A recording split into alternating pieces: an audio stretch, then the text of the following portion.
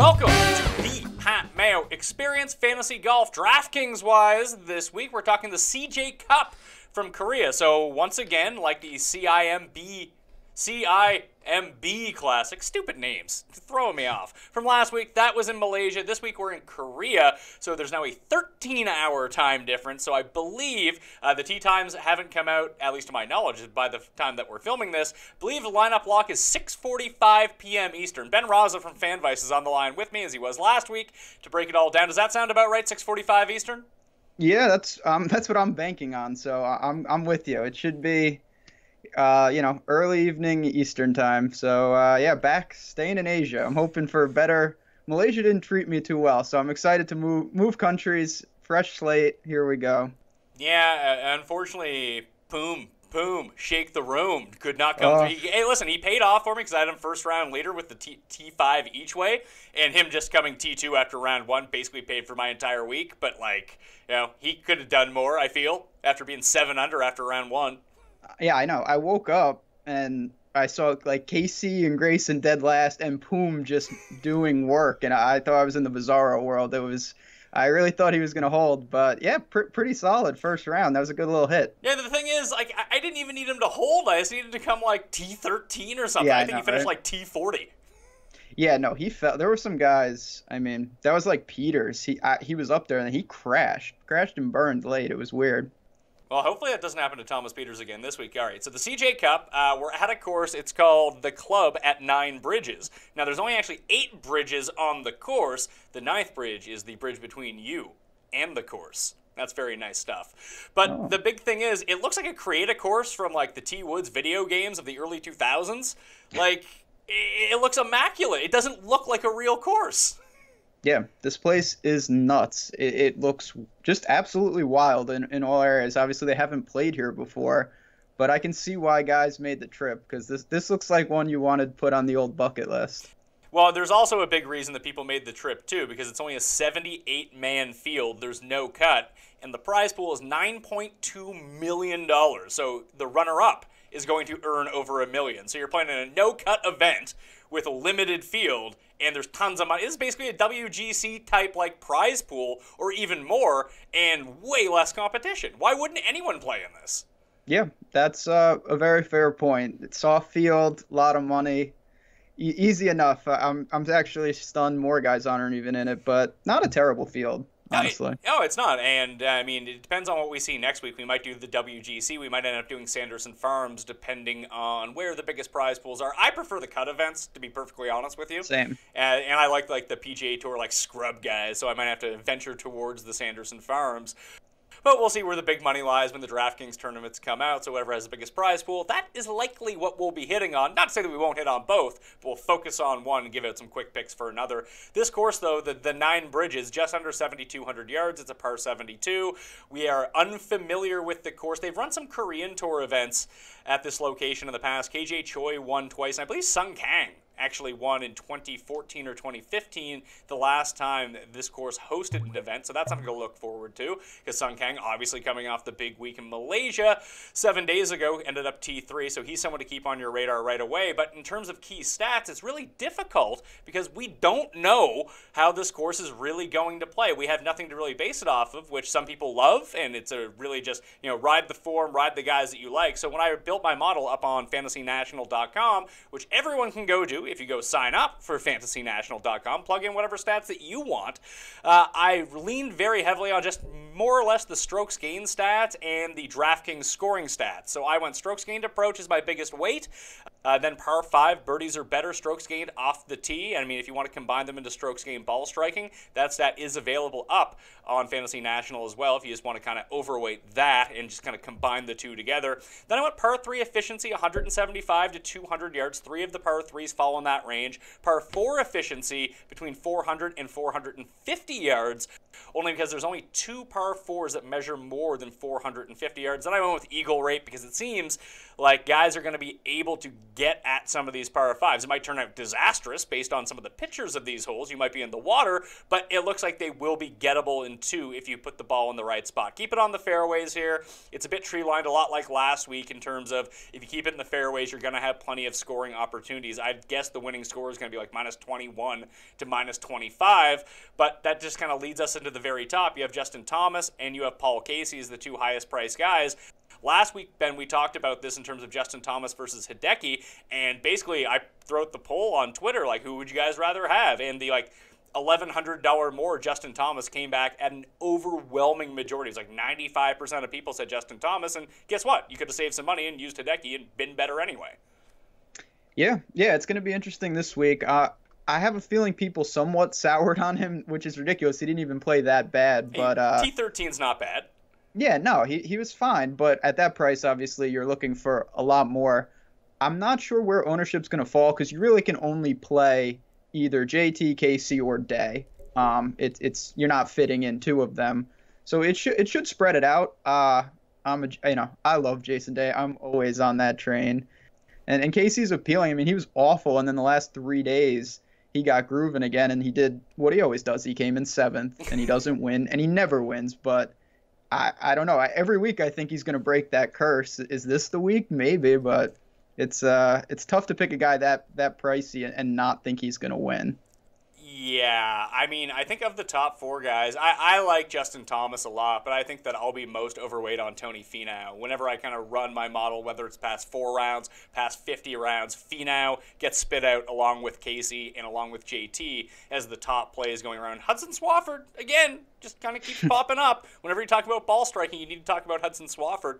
But just Finau was so close last time. He pulled almost a Casey in a way where he kind of had a bad first round at Safeway and then battled his way back and then just couldn't close it come Sunday, but he was right there. This seems like a really good opportunity for him just at a par 72. There's par 5s to take advantage of, and he's just playing really well right now. We talk about like Paul Casey has come so close to getting that win and breaking through. I mean, Finau's basically the same. He's just a lesser quality player, but he's also cheaper. Yeah, no, I mean, Finau was someone I really wanted to target. I thought the price would be a little less. I was hoping he would stay in the 9s, but he's got a ton of upside. He can win, and at that price, he can easily pay it off with placement points, obviously, and he's going to score. So I'm not too worried. I do rather pay the extra $400 for Day. I'll be honest. I do like him. I think I was stunned he couldn't get one late last year. I thought he was primed up to get one. I have a feeling he comes out strong this year.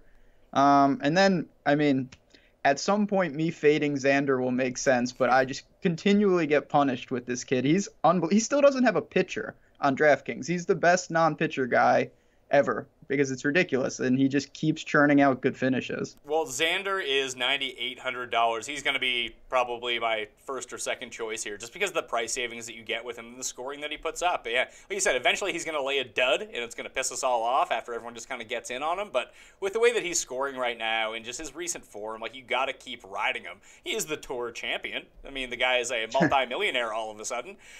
I feel like it's going to swing the other way with him at some point. I don't know if he's like an elite talent, but he seems like a, for sure top 30 guy in the world right now. So in this field, at a no-cut event where he has the ability to keep the ball on the fairway and pound it. This is also at elevation too. It's not, a mile high, but it's 3,500 feet in the air. So some of the shorter hitters will be able to kind of keep up driving-wise, but for some of these par 5s, the longer hitters are going to have a distinct advantage, especially with so much water surrounding some of these like island greens and some of the hazards that come about on the second shots, that these guys might have like 6 irons and 7 irons on their second shots on par 5. So I think leaning bombers here, well, it's not necessary. If the guys do hit it down the middle, they're going to have a distinct advantage. Yeah, it's definitely risk reward because if you keep it with, somewhat safe, you're going to be able to score and score often. But if you're spraying here, there's going to be really bad numbers. There's just a lot of hazards, a lot of water.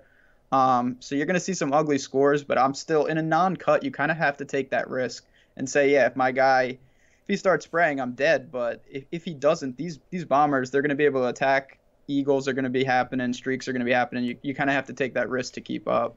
So the rest of the $9,000 guys, Leishman is $9,900. Xander, like you mentioned, is $98. Patrick Reed, $95. Pat Perez and Herban Lahiri is $9,200. That sounds like fun. Keegan Bradley, $91. That's not going to go disastrous for anyone. Rafa Cabrera-Bello, $9,000. When I was doing my research for this tournament, I typed in CJ Cup into Google and just kind of see what popped up, see if anyone had like a course preview or there was a more in-depth breakdown or anything like that. I like to see what people are saying about the course itself. I don't like to look at other people's picks kind of thing, but there was a CBS article that I opened up and they were talking about like their projection model and they were bragging about how they picked Rafa Cabrera-Bello last week. It was really the weirdest thing I think I've ever seen. That sounds very shady. I'm gonna have to look that up after this show. It was just like, our prediction model, really got on Rafa Cabrera-Bello last week, and like we won big. What do you come like T10? Yeah, no, he was fine. He was fine, but he definitely. I can tell you first thing, I had him everywhere, and that didn't save me. You needed more than him last week. He didn't kill you, but certainly didn't get it super done. Well, 9,000 now. Ugh. I like Cabrera-Bello. He seems to play well in these Asian swing events, so that is something to look for when you're comfortable with the setting that you're in. I guess that's the one thing I don't love about Jason Day here. He hasn't played in a bit, and just getting back on the course for the first time, and it's in Korea. It's kind of out of sorts. He hasn't played since the President's Cup, and frankly, the President's Cup didn't go so hot for anyone. Adam Scott's kind of the same way, who's in this field.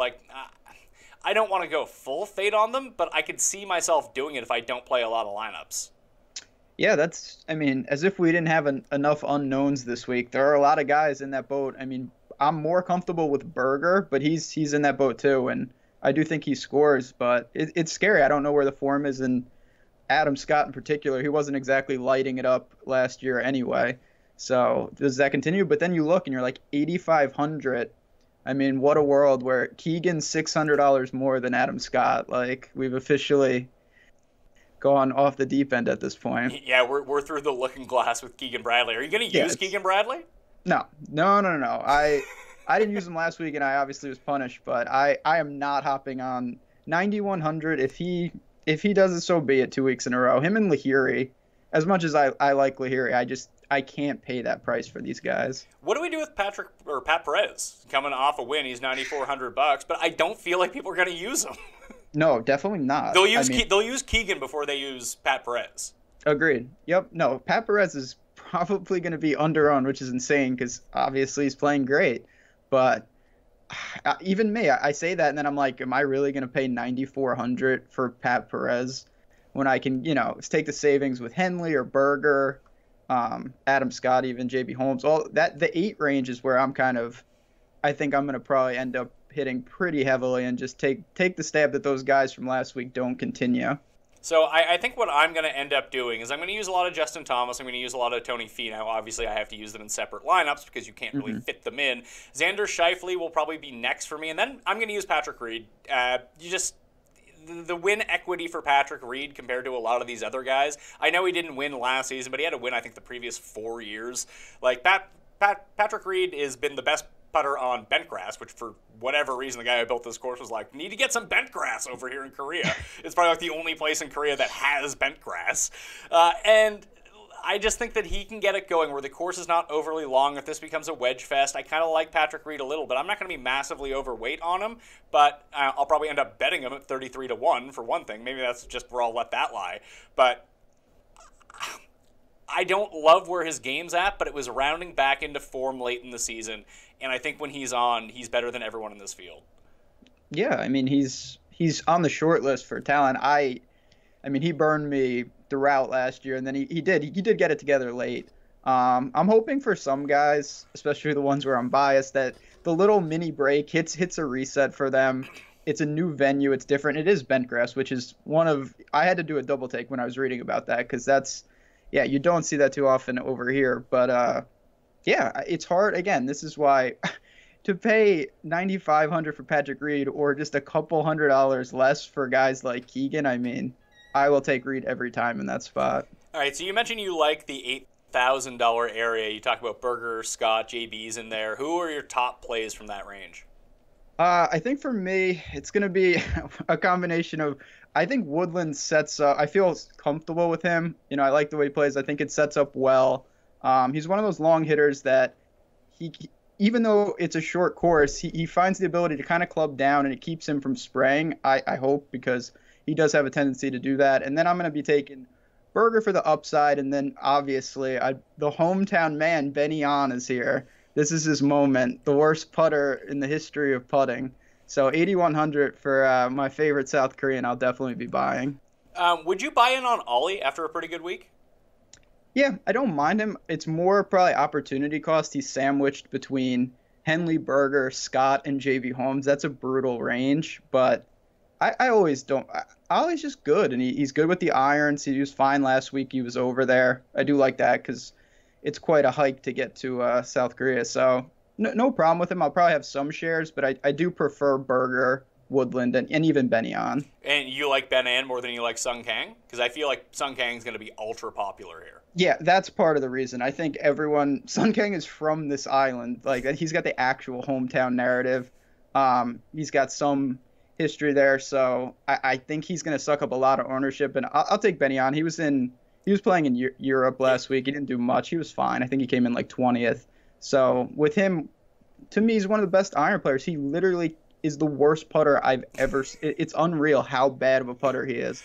So if he can get it going, I mean, a lot of upside. If we're talking about kind of pivot plays in this area, and at a no-cut event, you're going to have to find somewhere to sort of be off base. I think Brendan Grace makes some sense, and I think Chez Reavie, who I actually like more than Brendan Grace right now, just Chez Reavie keeps turning out good results every single week, and no one ever wants to own him.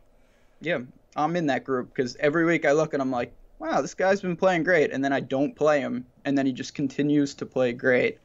Yeah, I don't mind him. I mean, Grayson last week had he shows the importance of upside because he didn't play well at all, and he still scored fine. He was all over, scoring like a wild man.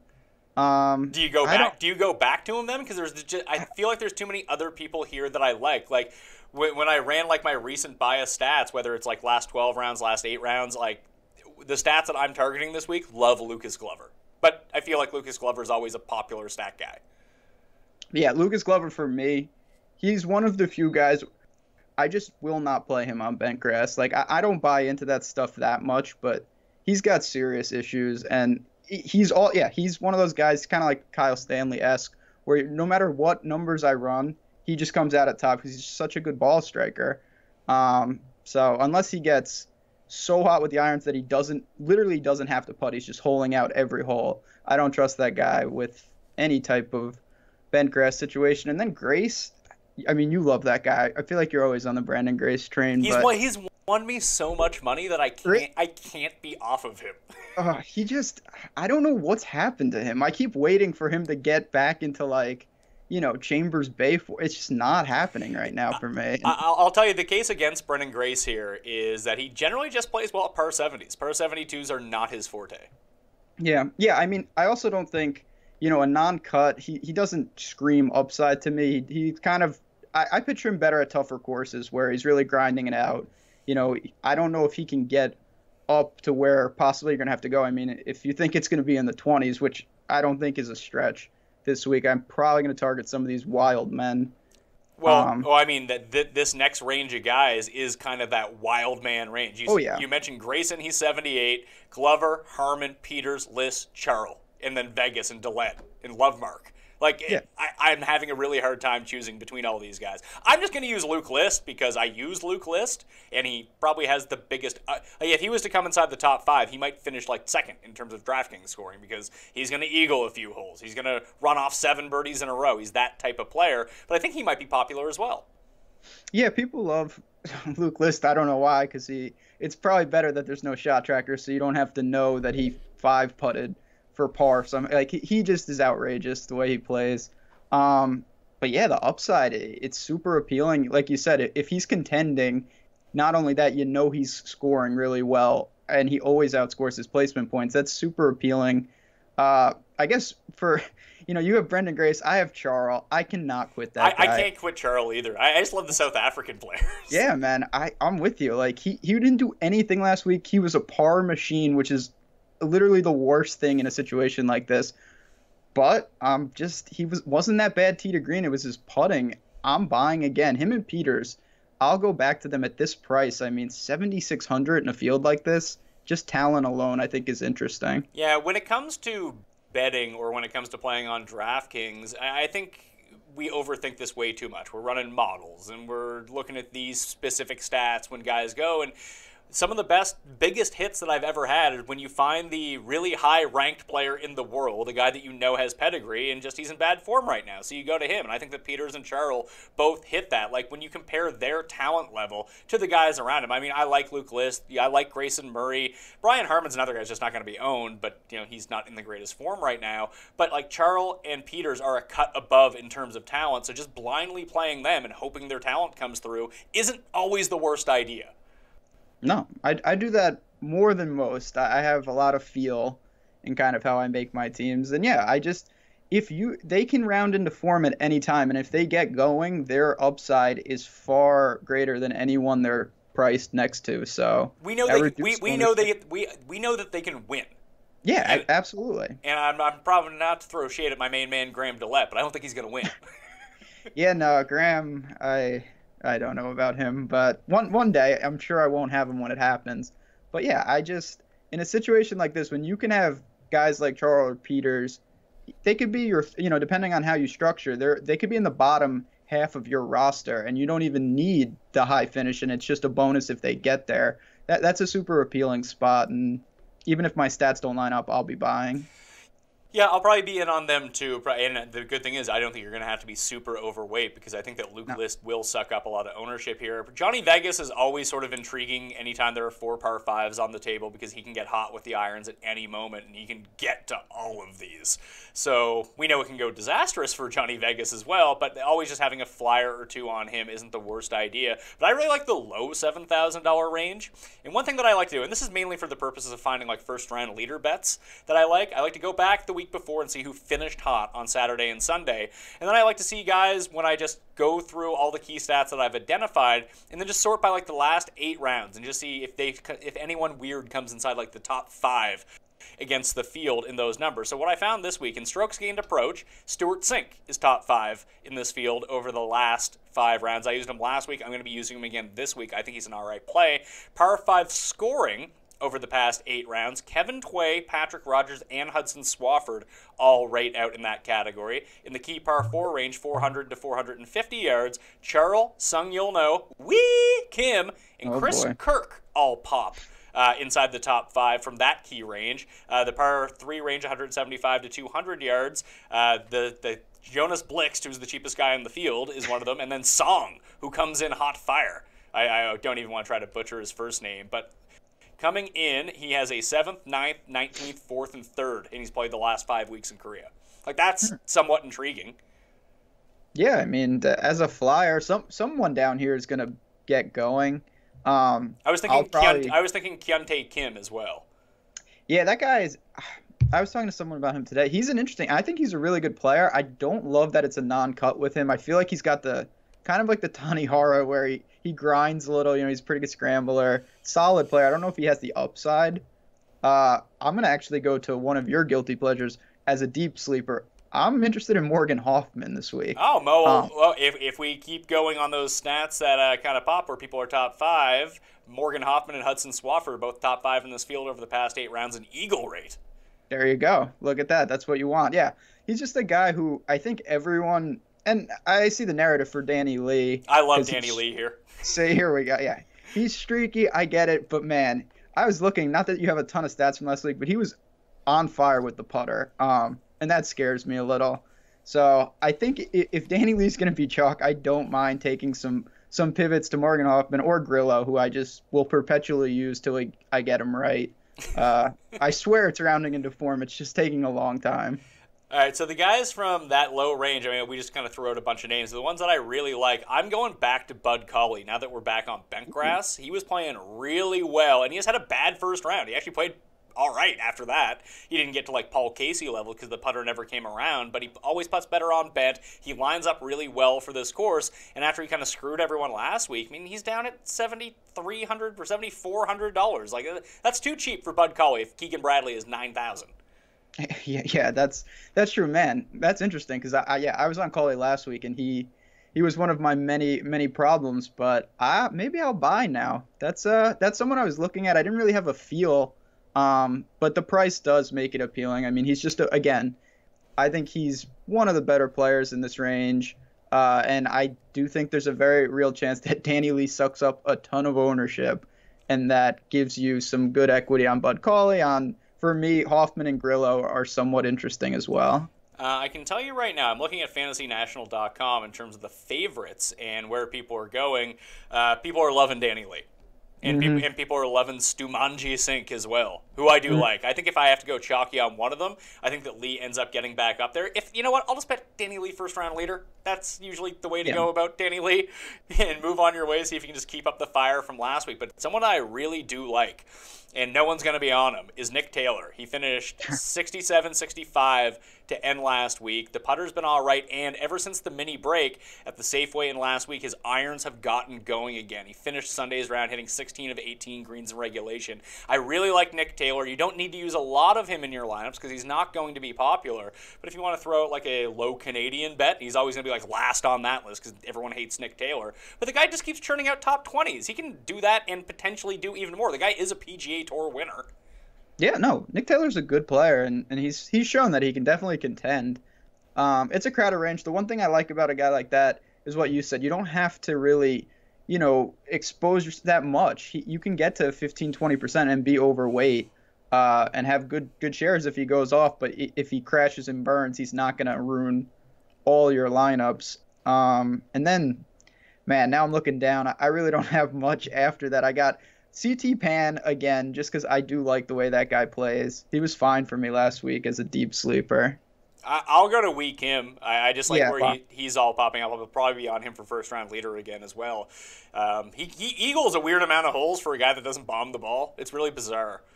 Yeah, he has. I feel like every time I look at his scorecard, he has a birdie streak, but he's still 4 over. It's very odd. So I like him. Jun-Hyung Wang. Jun-Hyung Wang's a really good player. I don't really know what's happened to him. And he's had a lot of success on the Euro Tour, none in America, except for like that one round where he putted the lights out at Bay Hill last year. But that was about it. I think this is a nice spot for him. No one's going to use him. He's only $7,000, and you need to use some of these guys. I would mix and match a lot of these lower price guys, but you do want to have some exposure to them. And I think just the Korea narrative does help a little bit. These guys are familiar with the settings, even having played this course before. Like, yes, it's bent grass, but do you really think it's going to be like true bent grass in a climate which doesn't sustain bent grass? Yeah, no. Wow, I can't believe I thought that was going to be my rando. I'm on him too. He's a good player. I mean, I play a lot of Euro, so he last year he was playing, very legit fields and winning, and he's starting to get some form back. He's an elite putter. He's basically the min, and you're talking, I'm assuming sub 5% ownership. So someone I'm definitely interested there. And then other than that, I'll take a little Graham McDowell just as a guilty pleasure. Hey, it's a coastal course. This is where you want Graham McDowell. I don't know if I can do it. I don't know how much room I'm going to have down there because I definitely want some flyers on Wang. I definitely agree. Mixing and matching down here is the way to go. So, Tway for me down here. I'm going to use the J Song in a few lineups. Wow. Just because of the hot fire form coming in. And then I'll have some of Jun-Hyung Wang. And then the last guy that I was going to go to, now I can't even remember who it was. Oh, yeah. You know who we didn't talk about if this event's in Korea? Who? Siwoo Kim? Yeah. Woo! Your boy. He scares me. I used him in 7 to 20 lineups last week. I think he came dead last. He's just... Hey, you're lucky you got 4 rounds. Like I said, he's the only guy I genuinely just worry about withdraw every single week. He's just, I want to ask you, what about Varner? Oh, man, I can never get that guy. Every time I use him, he's 48 over. He's like Brian Herman for me. Every time I don't use him, he's great. Every time I do use him, he's awful. Yeah, I never get him right either. I rarely play him, but I did see it 72, and I was like, oh, God, if I leave him off, and then he's just like 19 under, it'll be 15% owned. I'll look like a fool, but man, Siwoo Kim, You know what I'm going to do? I'm just going to go back to my strategy of I won't use Siwoo Kim on DraftKings, and I will just bet him to win the tournament. Yeah, I mean, that's always... There are guys, Siwoo Kim in particular, where their win equity is way disproportionately higher, but if they don't win, they could withdraw or come in like dead last. So that's not exactly... I mean, there is merit in a GPP, but you're getting I mean, what are the odds on him? Do you have it for betting? It's probably nice. I believe. I mean, he was like 30-1 or something stupid last week. I think he's back down to like 75 or 80-1. Yeah, that's huge. I mean, and he's won. I think he's played 36 events on the PGA Tour, and he's won 2 of them. So his win rate's pretty high. And that's always kind of the thing to bet him, because he wins a whole. It's like Patrick Reed, Martin Keimer used to be the same way. Just blindly bet these guys every week because they win a lot more than their odds would dictate. Like, where is Siwoo here? He's probably like 125 or something stupid like that. Yeah, that's 125 to 1. Like, he wins a lot more than 125 times. Yeah. Yeah, no, there's obvious value there. I'm not sure. DraftKings is tough just because there's so many options there, and he does scare me. But I mean, we've seen it. Obviously, the player, like, he can beat any type of field. I mean, the talent's unquestionable. Any Poulter love? God, just let's move. I don't know. I wish he was that 9,000 with Keegan, so I could just justify not using him because of the price. But I mean, I see it. I guess it's probably a fine play. I'll look for any reason not to play that guy. I'll probably just move it to Vegas shares so I can root on Johnny Boy and watch him get out of control. Ben Rasa, check him out at fanvice.com and on Twitter at JazzRazDFS. Did I get that right? Yes, sir. You always got to put the DFS in there so people know. That's right. How's football going? Still going all right? Football's been good, yeah. Last week I actually was fine, but I had a lot of Jameis that hurt. I had some things cooking, and then my man went down. But NBA tonight, golf, NFL, busy time over at FanVice and for me, so it should be fun though. All right, and we're almost out of the Asian swing when it comes to the PGA Tour. Maybe back continental next week, but maybe not if we decide to end up doing the WGC. Again, will be dictated based on the prize pool. And frankly, if we do the no-cut WGC, we don't need to talk about everything for an hour. We can do it in a half hour, right? Yeah. I mean, WGCs, these half fields, you can whip them out pretty quick, but I will be very happy when we get back to cut events. This is, I really prefer them, but hopefully the Mayo bump, just like last year, will get me over these humps. I always have good luck when I'm on your show. So that's true. I mean, you did have like 2 $70,000+ paydays and three appearances on the show last year. Yeah, no, I was batting for average last year. It was good stuff. The Mayo bump was real, so hopefully that continues this week. Yeah, I want some of the Mayo bump. My goodwill just goes to everyone but me. I'm using Siwoo Kim, and he's coming last. Kim. He's going to do it for you. Like I said, I wasn't going to. Listen, I might get him as the outright, but on DraftKings, I'm not going to use him. Well, then Kim. It'll be a Kim connection for you. Just bet all the Kims. I think there's 2 S Kims in this field. Oh, yeah. No, you can make almost a full team of Lees if you want. There's a lot of guys, so make sure you're clicking the right guy. That actually is true, because I hate to admit it, but I've done that before. Yeah. No, if you're not paying attention, it's very easy to do. So, make sure you have who you think you have. All right, I'm Pat Mayo. You can follow me at the PME on Twitter. Remember to subscribe to the Pat Mayo Experience on iTunes, Stitcher, Google Play, Podomatic, and Audio Boom for the audio versions. And check out the Pat Mayo Experience up on the DraftKings YouTube page. Follow me for golf bets at Facebook.com/thepme. Same as on Twitter, same as on Instagram. And for the DraftKings cheat sheet, it will be up on DKPlaybook.com. I'm Pat Mayo. Thanks for watching. Good luck this week. I'll see you next time.